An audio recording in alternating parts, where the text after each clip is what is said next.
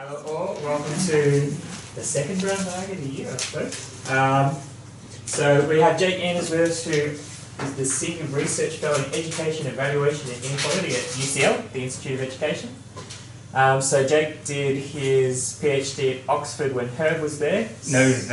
I did my PhD at UCL. Oh, that's as right. well. Yeah, you did PhD. I was an undergrad at Oxford. Undergrad at Oxford. But Jake, and I still live there, so I just hang out at their education department because that's there, a very cool place to hang. But we were talking the other day that Jake went to the version of this when he was back in Oxford. That I set up. So it's been a few years between drinks. Welcome back. So PhD at UCL. Jake did. Was it NISA? I can't never remember what NISA stands for. National Institute of Economic and Social Research. And then part of the postdoc with the Jacobs Foundation, unofficially or I don't associated know. or whatever. On the website. So we've done some work together on educational aspirations and those sorts of things. And with that, I'll hand it over to you so you can catch your plane. Yeah, thank you. So do interrupt if you have clarification questions as we go through. And as Phil says, I'm going to dash off a little bit at the end, I'm afraid, because I've got to go and catch a plane. This was the work that developed out of my PhD, which was looking more broadly at socioeconomic inequality and access to university in England. And one of the things I wanted to do was, having talked about the patterns of inequality in going to university, I wanted to do something that looked at how those inequalities are developed through teenagers' adolescences. So, as I say, those large SES gaps in access to university were really the motivating force behind this paper. In previous work, I've shown that there is a big role for prior attainment, unsurprisingly, in explaining SES gap, in going to university, but there's still quite a significant gradient in applications to university, suggesting that there's some sort of differing behaviour associated with people from different backgrounds in applying to university. So, there have been analyses from a number of papers that have found that young people's expectations for applying to university start out really quite high, much higher than the proportion of individuals who go to university, even among those from relatively disadvantaged backgrounds. In fact, more recent than the work I've cited there, one of the British birth cohort studies, the Millennium Cohort Study, suggests that parental aspirations for their kids anyway, at age 10 or something, 10, 11, can't remember, sorry, something very close to 100% of parents aspire for their kids to go to university, suggesting that pattern is there across the board, but isn't there by the time it comes to actual application behaviour. So part of this paper is setting out to apply when and what's associated with those changes happening. So the way I approach this is to look at young people's changes in expectations of applying to university using a technique called duration modelling. You might have also heard of it referred to as survival analysis or event history analysis. It very explicitly, rather than modelling what state young people's expectations are at a given time point, or how they just change from a time point at the beginning of the period to a time point at the end of the period, they analyse explicitly whether young people make a switch in their expectations, or if you're applying it to a different problem, whether they make a switch or a transition of some other kind, making use of all the information we've got from multiple time points through their adolescence on timing of events and changes in young people's circumstances that we've got in those. I look at that, you'll see to begin with, in a descriptive manner, and then I look at how socioeconomic status is associated with those transitions being made. I also then, as a sort of extra bit at the end, look at how young people's expectations respond to new information they get at age 16. So at age 16, the kids in the sample did our end of compulsory schooling, kind of compulsory, end of compulsory schooling in the UK now, but it was for this cohort at age 16, and get a bit more information about how they are doing academically, the first sort of externally provided piece of information about how they're doing academically since they were age 11, and we might expect that to update their expectations. So I'm able to kind of look at that relationship and how it varies by socioeconomic status. There's been an increasing shift an increasing focus, I should say, in some of the literature around educational inequality to look at the importance of young people's expectations. It's been much more of a strand in psychological research, but it has broken out. I come from a kind of economic background initially, and economists have arguably belatedly realised the importance of some of these issues. It's well known from previous cross-sectional sort of 2 time point studies that there's a correlation between young people's expectations, educational expectations, and later academic outcomes, including university attendance. This has kind of encouraged some to postulate that there's some sort of causal link there, that by raising young people's expectations, we might be able to improve academic attainment further down the line. Others are kind of critical of that as a story. There isn't really robust evidence, sort of intervention-based evidence, for example, of that link being there, and instead it may be, that it's providing more information about young people's attainment and things correlated with it that we're not picking up in other ways, and that's sort of generating this association, which is not a causal effect. I don't sort of have to make too much of a stand on what I think of it for the work that I'm doing in this paper. Instead of looking, instead of saying that there is either a causal thing or there's nothing causal here going on, I'm kind of using expectations as a symptom in some ways of young people's engagement with education and how they are how their attitudes towards staying in education are evolving over this period, and then can look at the link between socioeconomic status and how expectations evolve over that period. To do this, I use a data set which I can keep calling LSYP because I forget that it's got a new name, except when I'm sort of forced to remember when I'm writing stuff down about it. It's now called Next Steps, but it was the longitudinal study of young people in England, which gives you much more of an idea about what it is. It was a big panel study starting out with almost 16,000 people in 2004 when the kids were age 14, so born in 1980, 1990. They were tracked every year for 7 years in initially face-to-face interviews and then followed up with either online or telephone or in extremis face-to-face interviews if they weren't responding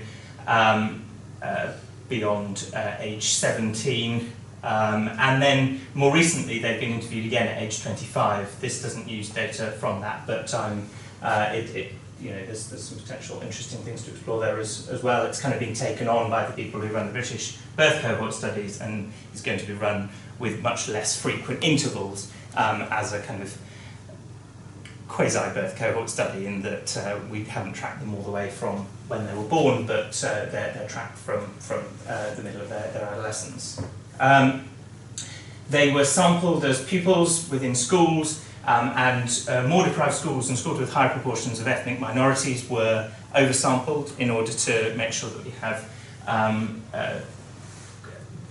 decent numbers of individuals in those groups who otherwise we might not be able to do much influence about, or particularly for those from deprived backgrounds would be more likely to drop out. Therefore, as I'm doing this analysis, it's important that I do account for the complex survey design setup that's in there. The measurement of expectations that I use is in some ways quite sort of blunt. It's based on a single question that young people are asked at every wave through this survey until we reach a point where they have, if they tell us that they've applied to university, then we don't ask whether they're likely to or not for obvious reasons. But they ask, how likely is it do you think you will apply to university? Given the options very likely, fairly likely, not very likely, and not at all likely. As I say, after age 17, that's the age when a significant chunk of them start applying to university, so I stopped the analysis at that point for the results I present here, at least. I've done it different ways for robustness. I dichotomise this into those who tell me that they are likely to reply and those who tell me that they are not likely to reply, and it's the transition between those two different kinds of response that I'm going to be modelling in what I do in this presentation. So, start out with a kind of descriptive pattern with all four different categories of response that people can give to begin with. The darker colours down at the bottom are the more positive responses, and the lighter ones are the less positive responses to the questions. How likely are you to apply to university? So when you add up the two, the very likely and the fairly likely together, the cumulative percentage at the top of the fairly likely box tells you the cumulative percentage of those who say that they're likely to apply to university at any given time point. So this is age 14, 15, 16, 17. So we start out with nearly 70%, 60 to 2/3 of them anyway, reporting that they are likely, that's very likely or fairly likely to apply to university, and that number drifts down over the next 4 years until you've got a bit shy of 60% of individuals applying. It's an interesting thing to note that there are kind of slightly different patterns of things going on within being likely or being unlikely to apply, in what I think I referred to in a paper somewhere as a hardening of expectations as well. Whichever side of the divide you're in, whether you're in very likely or whether you're in likely or unlikely, your expectations start to harden towards the more extreme version of that position. Understandably, if you're fairly likely, you might switch over to not very likely. You might also, though, switch down towards being very likely as the decision becomes closer and you have to firm up your plans. In the post-application waves, we're able to see the proportions of individuals who actually go on to apply. You end up with not many who are very likely to apply at that point, because those who are very likely to apply have applied. And ultimately by wave 7, the last time we observed them before they're 25, just over half of the sample have applied to university during this period. But what we can't see, obviously, from these overall aggregate trends is that some individuals are switching between these two different states, switching between likely and unlikely, and back again, for example. These are just aggregate changes rather than engaging with the kind of the micro of the transitions between. To illustrate that a bit more, I can show here 10 of the 10 most common sequences of expectations that young people hold in this data set over those first 4 waves I'm going to be looking at. Wherever there's a solid line, what we're looking at is individuals who are reporting during that time period that they are likely to apply to university, and wherever you've got dotted lines, that's where you've got individuals reporting that they are unlikely to apply to university during that time point. So the most common sequence is individuals who begin by reporting that they're likely to apply to university and continue doing so consistently throughout the period. The second most common, significantly less common, but still the second most common, is individuals who say that they're not likely to apply and remain consistently in that position throughout. However, then there's a lot more sort of variance of that, as I say, underneath. Those are individuals who remain in one place and then don't move back or forth or anything else. The next most common type of sequence after that is individuals who start out saying that they're likely to apply to university but have stopped by age 15. By age 15 they tell us they're not very likely to apply to university or not at all likely to apply to university, and they remain consistently in that position throughout. And there's further variants of that as well. I should comment in case it's unclear where there are gaps, that's where individuals have dropped out of the study at that time point. So we don't have to assume that their spell of reporting that they are likely to apply to university actually stops there. In the term of duration modelling, we're able to treat that as right-censored. We're not assuming that they actually have stopped applying, thinking that they're likely to apply at that time point, but what goes into the model is that we don't know what happened to them after that time point. How am I doing? I want, as I say, to look at how some of these patterns of transitions between being likely and unlikely are associated with socioeconomic status, and so that's my main explanatory variable that's going to go into this model. Rather than focusing on one particular kind of socioeconomic status, I use three different measures of SES that are in the LSYP, next step, and which I should point out are measured with interviews with the parents themselves rather than with individuals' reports. But there's measurement at all four of those initial time points of household income, of parental education, and of parental occupational status. And I use a principal components analysis just to group that together into a sort of generalized index of SES. Most of the analyses I do in this are based on just quintiles of SES, so it's what we're just assuming is that we can put people into some sort of distribution on that basis. There's also questions on or linked data from administrative sources on pupils' academic attainment, for obvious reasons. Their prior academic attainment at age 11, and as I commented in the motivation bit, new information on their academic attainment at age 16 are linked in from the UK's National Pupil Database. So we have that for all pupils. There's no missing data there, which is, or very little missing data there, which is very nice. I include some time-varying information in there, which I'm not going to talk about very much, on family separations and household worklessness periods, and familiar demographic characteristics.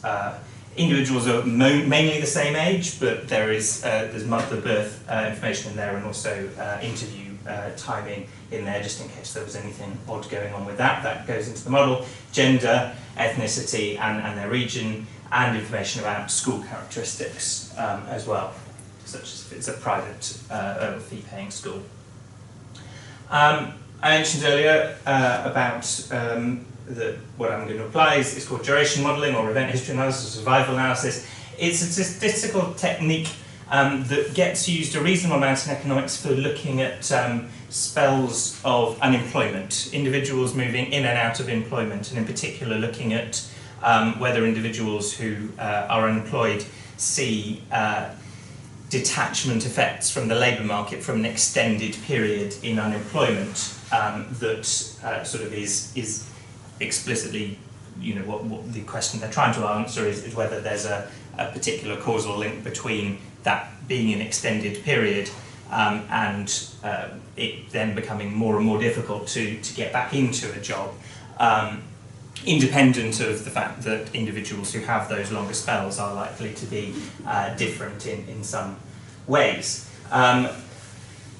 But the important point here is that it hasn't really been applied very much to educational research, but I argue in more detail in the paper that it's a sensible way of approaching what we're trying to look at in this setting, because it allows the modelling to take account of time to transition and time varying information that we have about these individuals. These are, you know, it seems like a, you know, very sensible setting, given that these are repeatedly measured pieces of information about these individuals, and they are making these switches. We've seen from those example sequences I put up, they are making these switches between these different states, and we want to be able to understand that process in a bit more detail. More specifically, it's a kind of duration modelling that is known as discrete time duration modelling. You tend to use discrete time as opposed to continuous time modelling when you have fewer data points that are more spread out. So in this case, it's yearly observations about these individuals' expectations, rather than, for example, if we asked them every day over the course of these 4 years, we would have something that was much closer to what we think of continuous time. We genuinely know the time to, you know, within a day or so of when an individual is making a change in their mental attitudes. Yeah. Tell me just a little bit more what you do about how you handled non-response. Okay, so I treat mainly, so I started out by, I only included individuals who were there in the first 2 time points, and used the information on the inverse probability weighting that was provided by LSYPE to take that into account. That also takes into account the oversampling I mentioned there earlier, so we're going to have to use that in some form or another. But then, as I mentioned with these sequences here, one of the advantages of duration modelling is that where individuals drop out at a particular time point, we can treat that as being a censored outcome. It's captured in the model itself. We don't have to drop an individual because we don't get any reports about them at that time point onwards. Instead, we simply say, right, well, we know that they were continuing to expect to apply to university until age 16, but we don't know what happened to them after that time point. The way the models work is in fact that there's individual. Did I put it? Did I put that down there? No, I didn't. Sorry. You get multiple sort of pieces of information from each data, and they enter as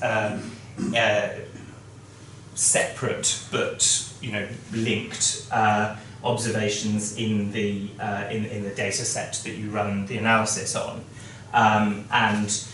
The way that they're set up is that if you don't know whether an individual made the transition at that time point, then you just have no information about that individual at that time point. There's still the information about the ways that you do know about them, so that individual is still having the modelling done on them, as it were, but you don't have to sort of make any assumptions about what they're doing. No, or imputation or anything like that. It's sort of like a left-out category. Yeah, yeah. It's meant to be captured through that through that process. So yeah, I should have spoken therefore a bit more to that point. It allows us to treat them as censored rather than individuals. You know, we don't have to drop them from the model, nor do we have to make some assumptions about what their missing responses look like, and imputing outcome variables as opposed to control variables is a rather more controversial, shall we say, approach in any case. So yeah, there are 2 separate models going on in what I do, which are modelling transitions in one direction, so modelling individuals who make a transition from being likely to unlikely, and then modelling individuals moving in the other direction, so individuals who say that they're unlikely, modelling when they come back into being likely. So you always have, for any individual who makes a transition at some time point, you will always have some missing, as it were, missing by design, because that's the way that the setup is. on whether they've made a transition at a particular time point, because, for example, you don't include them in your model of being likely to stop thinking that they're likely to apply to university in a spell where they already report that they're unlikely to apply to university. So it's worth commenting slightly more on some of the challenges. I've made the point about duration modelling that it's more traditional applications of it, particularly in economics, are often around maybe more easily observable states, such as moving in or out of unemployment. It's used then far more extensively in medical literature that is often modelling individuals' survival. So survival analysis is modelling progression of diseases and individuals dying. And that's a much more sort of clear-cut measure in a lot of ways. And you can argue that that presents some challenges for use on a self-reported expectations measure of this kind, because that may well be more noisy. It's an increase in, it's effectively an increase in measurement error, where some individuals may switch between the two categories and therefore exaggerate the rate of transitions that we see, just because, for example, they're having a bad day, and if you'd asked them on a good day, maybe they would have said that they were likely to apply. As I say, that biases up the rate of expectations we potentially see, but doesn't, or shouldn't, hopefully, under some assumptions, bias the association between these rates of transitions and socioeconomic status that I'm focusing on. The second point is that there's arguably a lack of a clear starting point for these spells of expectations, apart from when individuals select into them midway through what we're observing. And even if we observed earlier, it's not that, when does an individual really start having clearly formed expectations about whether they're going to go to university or not? And apart from anything else, it's going to be different answers for different people. There's going to be variation in that. I rely here slightly on a couple of pieces of literature from psychology that argue that it, however, is luckily for me in some ways meaningful to start thinking of individuals as having truly formed expectations of applying to university at around age 14, and that before this point maybe they're not thinking particularly about their expectations so seriously. They're thinking maybe more of what we think of as aspirations. So there's a kind of some support for doing it specifically from age 14. But as I say, the main reason I do it from age 14 is that that's what I have data for. But it may mean that even having earlier data wouldn't add loads to the analysis. It's worth commenting finally to take back to that example of unemployment duration and the importance of unemployment duration for getting back into the labour market in the economics literature that applies these. Because you've got individuals in there who are different ages in those kind of analyses that are looking at that kind of research question, because you've got a bunch of different individuals who started at different time points and therefore have spent different amounts of time in unemployment at different ages, you're able to separate out the importance of age as a predictor of making a transition, and that duration dependence, that amount of time you spent in the state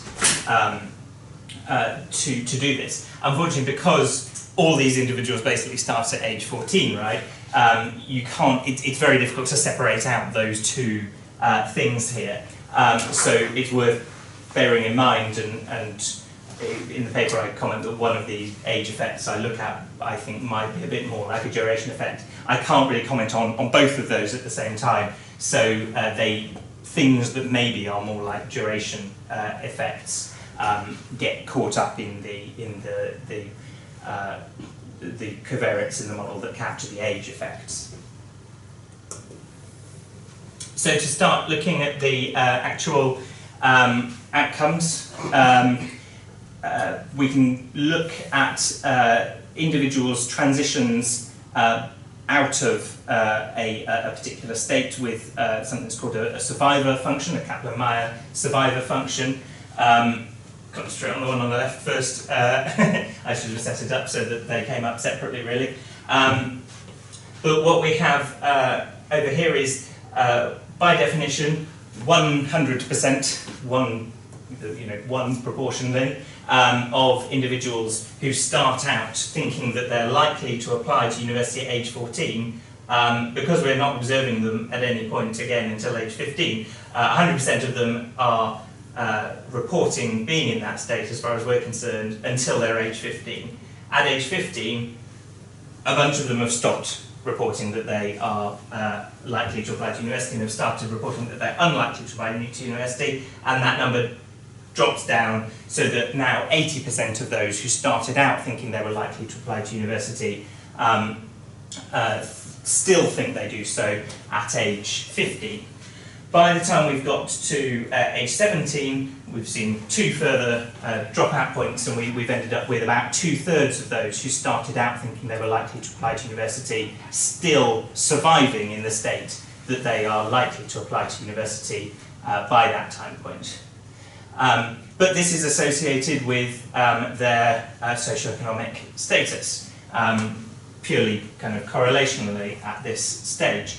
Individuals who are from lower SES backgrounds, so here I think I've defined that just as the bottom half of the SES distribution compared to the top half of the distribution, are significantly more likely at any given time point to drop out of being likely to apply to university than individuals in a high SES, in the high SES category. So that by the time that we've got to age 17, almost half of those in the lower SES category that I've set up here have stopped thinking that they're likely to apply to university by that time point, which is probably when they're making that decision, whereas only about 1/4 of those from the higher SES backgrounds have done so. We can look at that in the opposite direction as well. So we start out with all of the people who think they're unlikely to apply to university at age 14. By age 15, nearly 1/4 of those actually will have come back in the other direction and started thinking that they're likely to apply to university. So there's movement in both directions. It's not all one-way traffic. Again, by age 17, actually, about 60%, something like that, have switched back into thinking that they're likely to apply to university among those who were thinking that they were unlikely to apply at the starting time point, age 14. But again, this is associated with socioeconomic status, and those who are from higher status backgrounds, higher SES backgrounds, this time they're more likely to move back in that positive direction than those from the low SES backgrounds. So that's, as I say, a descriptive analysis of doing this, but in order to be able to include other covariates and look at the interaction between SES and some of the other covariates, I'm going to use multiple regression duration models. So they are set up in some ways a lot like a normal binary choice, in this case conditional log-log regression, which works a lot like a logic regression. I won't go into some of the technicalities behind the decision to use those in particular. But as I was mentioning in response to Herb's question, they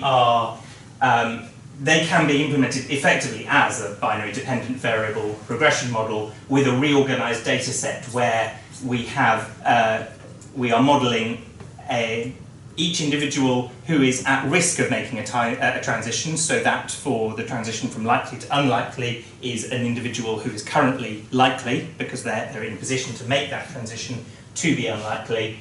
And we're modelling that multiple times for the same person for each of the time points where they are in a position to make that transition. So if an individual is one of these individuals who is at risk of making a transition to being unlikely throughout, we will have 3 data points, because age 17 is the final one, where they are in a position to make that transition.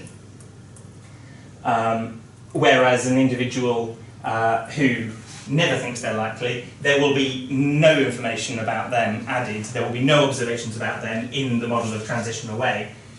Then halfway in between, this individual will have only one piece of information about whether they make a transition, i.e. whether they make a transition between age 14 and 15, because it turns out they do, we never then include them in that model again about whether they make a transition in that same direction.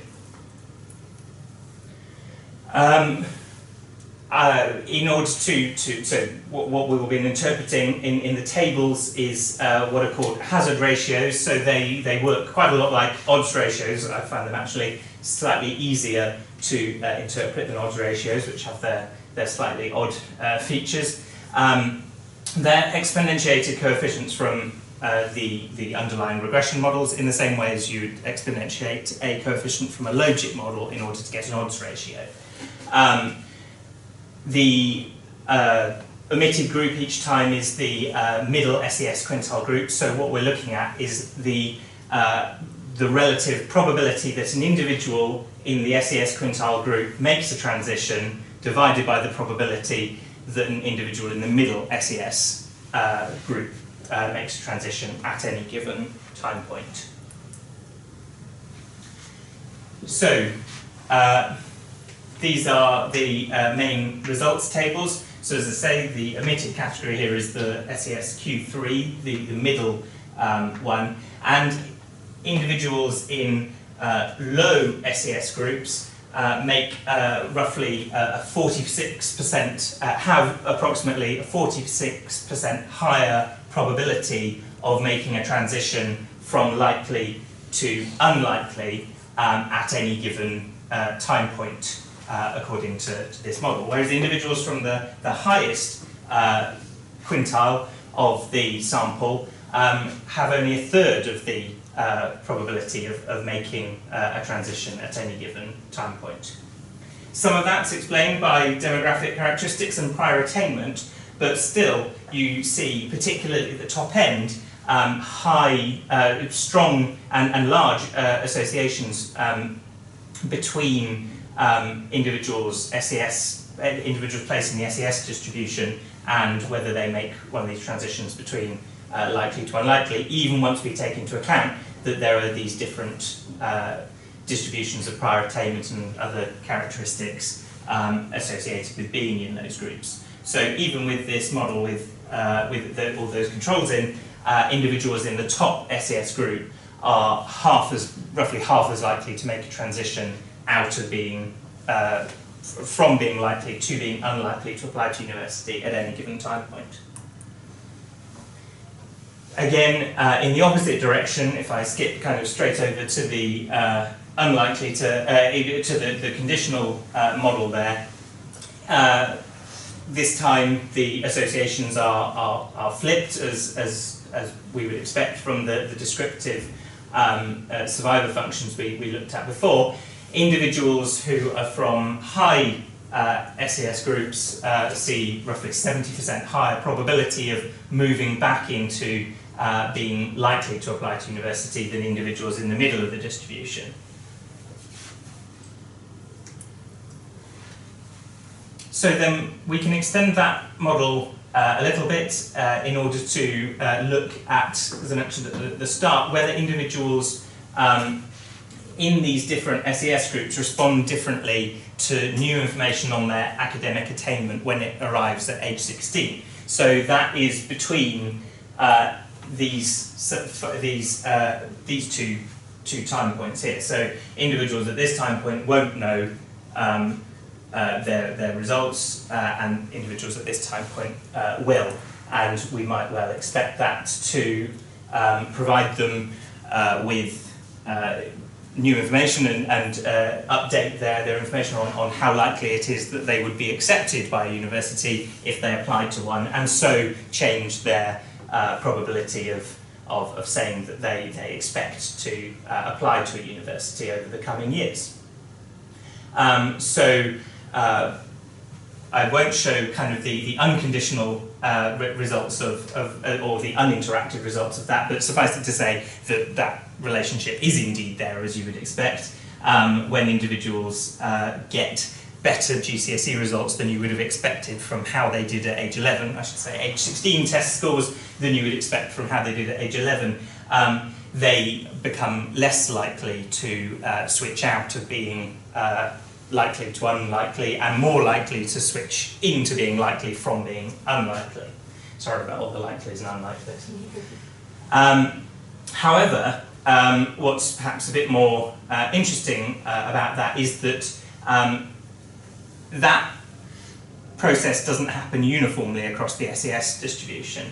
Individuals who are from higher status backgrounds are kind of more responsive to new information on their prior attainment, particularly in whether or not they switch back from being unlikely to likely.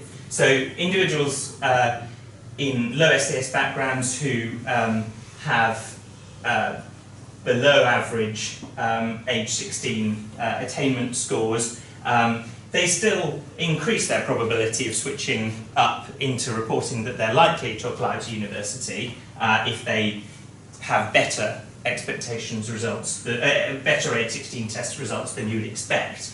But it makes nowhere near as much of a difference to that probability of switching back into being likely than for individuals in high SES groups. So individuals in high SES groups, as we saw from the unconditional or not the results before, I was looking at differences by age 16. High SES kids are always more likely to be switching back into thinking they're likely, but they're way more likely. It increases that probability by more when they get better than expected age 16 test results.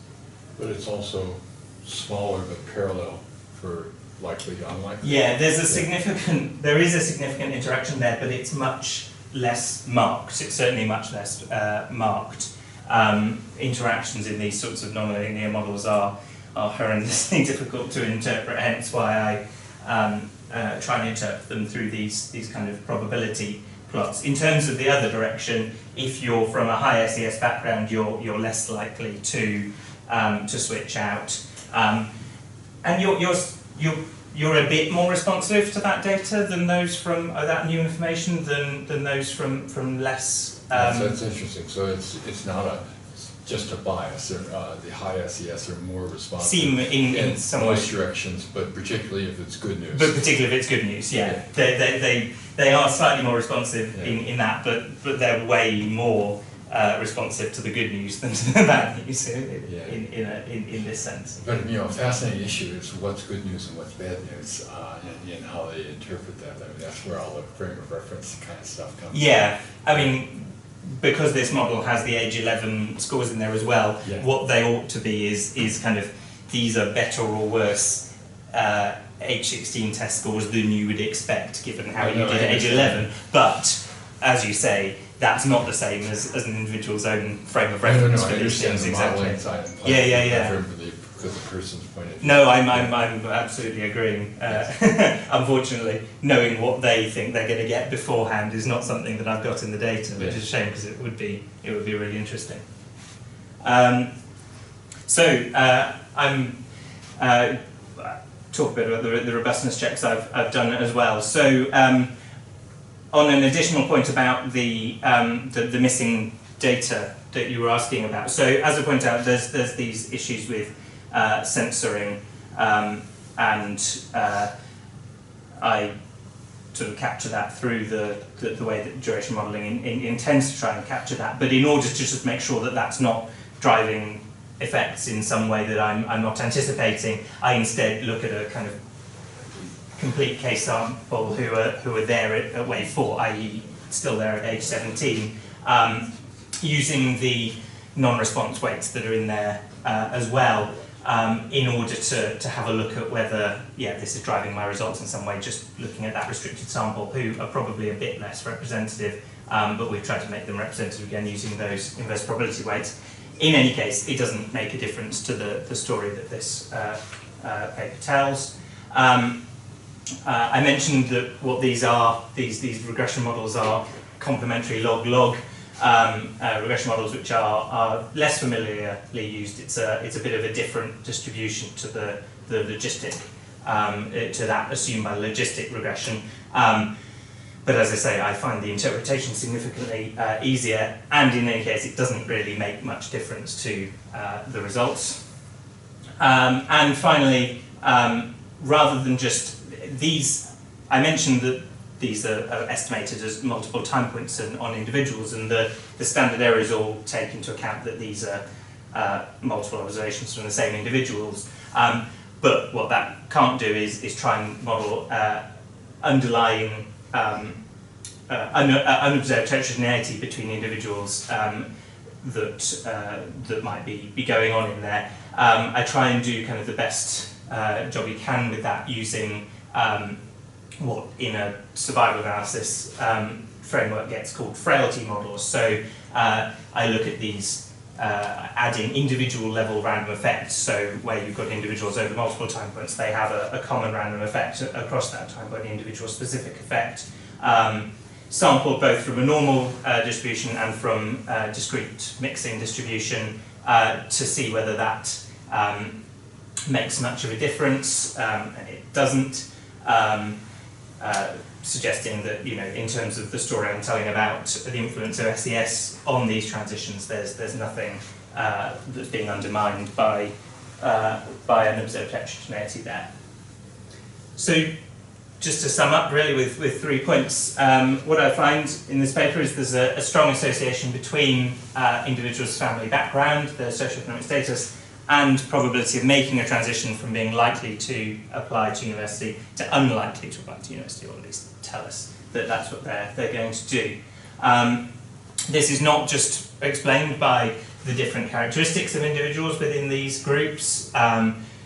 It persists. It is still pretty large, especially at the top end, I would say, i.e.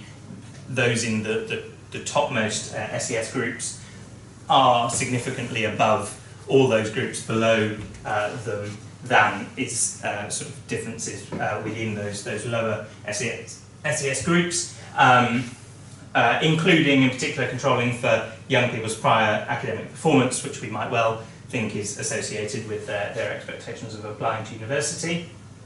And there's some evidence of differing effects of new information on academic performance at age 16 by socioeconomic status, in particular, considering there that this kind of upside, if you're not likely to apply to university, you get this positive news at age 16 that your academic attainment is better than perhaps you expecting. You're much more likely to respond to that in a positive way if you're from a high SES background than an individual from a low SES background.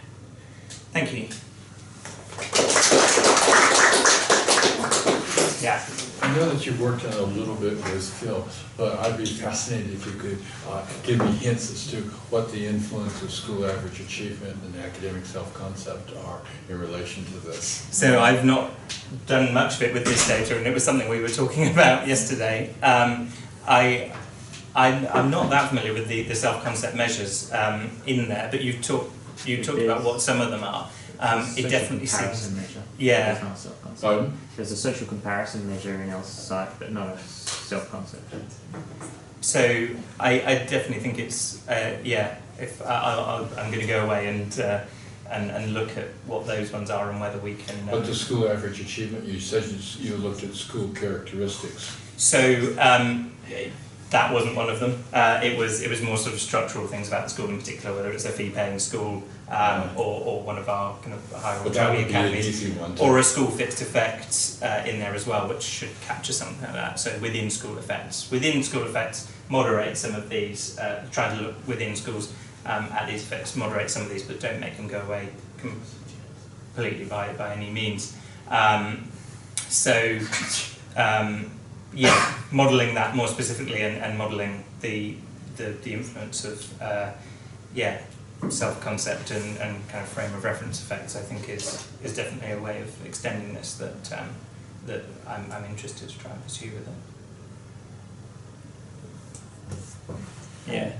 So we, our ACU Melbourne, more right-wing friends, are really keen on this modernisation theory, saying that SES affects SES and achievement aren't all that correlated, and SES doesn't really matter all that more anymore, and SES effect sizes are not that great in anything. I mean, to what degree does this speak to that? I mean, Shut it up. SES clearly appears to be moderated by prior attainment, suggesting that there is a pretty significant correlation between those two factors. And it's there in all the specifications I've looked at. You know, well, you can argue about how large the reduction in the associations taking into account those models are. I think they're reasonably substantial, and I think halving the chances that you make a transition from likely to saying likely to unlikely is pretty big as well.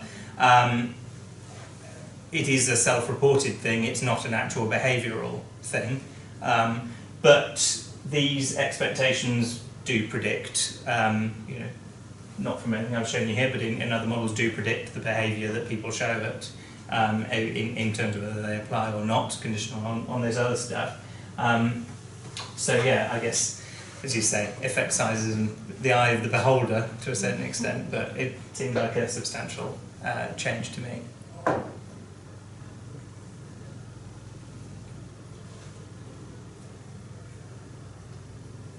I'm wondering whether ethnicity would have some different patterns for different... Yes, it does. So yeah, because of the focus of the paper in particular, it is, I'm afraid, all buried down in, rather unfairly in demographics and school there. I've been chatting to Phil this week and have some sort of preliminary results looking at, there's a particular discussion in the UK about the underachievement and perhaps lower aspirations of white working class boys, who are the group who show the lowest levels of these kinds of expectations. So in terms of minority ethnic expectations compared to those of white, their expectations are much higher, and they're much more likely to maintain higher expectations of applying to university throughout. I think in all of the groups that I have within my data. So in all cases it's those from white backgrounds. It's not incredibly fine-grained in the data, it's what was chosen to be collected, which I think is something like a 5-category thing, who those from minority have higher and maintain higher expectations of applying to university throughout the period. Gender differences? So again, I've been looking at that with the white working class boys idea. Girls start out with higher expectations, and the gap widens as you go along. They're all kind of consistent with the patterns that I don't know about Australia's position, but that have become associated with English education. The girls have higher expectations and indeed. Well, it's interesting because in the self-concept area, the boys typically have unrealistically higher self-concepts than girls. So, yes. Yeah. I guess because this is a slightly different. I understand. A different thing to it, so it doesn't capture in the same way. But girls have higher expectations of applying to university, and I'll write to in the sense that they are more likely Yeah. to go to university among this sample by getting on for something like 10 percentage points. And is it more is England more class dependent than other countries in terms of? I don't, obviously this is only an Yeah, English sample. yeah. I'm trying to think, I think John's got a paper where he looked at something like that in John that's Durham, looked at something, no, I think it was one of his either PhD or postdoc papers where he looked at class differences in expectations, maybe it wasn't in university expectations, using PISA data. Yeah, I may just have to say no Oh no, comment to that's that. I'm mine, afraid. and John's. Was that? Oh right, okay, there we go. Phil can answer your question. I don't know. Can't remember. Okay. I'll find out later. Well, no, I understand. I know I understand what you were looking at, but some of these transitions that vary with SES, that would be quite fascinating. I mean, what we don't have is something that looks like this Yeah. in multiple different countries. We don't have the ability to track these Yeah. expectations. I wanted to try and do it in LSAE, but I think it boils down to 2 time points or something like that. It's I would have to change the way I was doing the analysis, but you could still look at this on a sort of 2 time point basis. Is there evidence of a widening gap in expectations? Is it even there for 2 time points, or is It's it? there for 2 time points, but the 2 time points differ by 6 months, so it's not. Okay, so and you couldn't directly compare it to something from LSYBE because that would be a year apart rather than 6 months apart. Do you have it in your Finland data? No, I don't think that we have. Okay. The search goes on. If anyone hears of anything, let me know.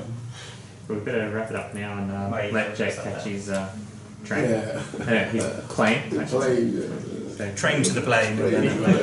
Thank you very much.